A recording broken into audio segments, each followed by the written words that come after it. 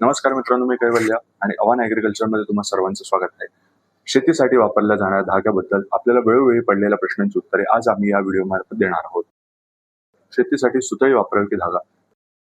मित्रांनो, शेतीसाठी सुतळी वापरली असता टोमॅटो सारख्या पिकासाठी तुम्हाला 3 बांधणीमध्ये एकरी 30 ते 40 किलो सुतळी वापरू शकते. या उलट धागा वापरला असता प्रति एकर 17 ते 18 किलोमध्ये तुमची बांधणी पूर्ण होऊ शकते.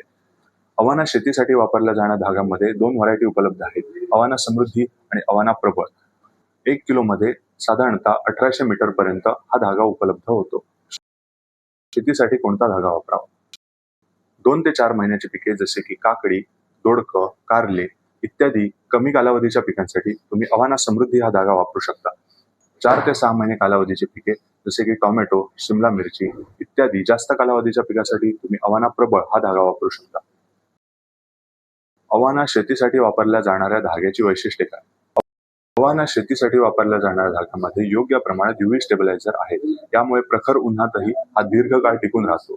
तसेच पीक कालावधीत मध्येच न तुटता शेतकऱ्यांचे होणारे नुकसानही वाचवतो. अवाना शेतकरी सुखी.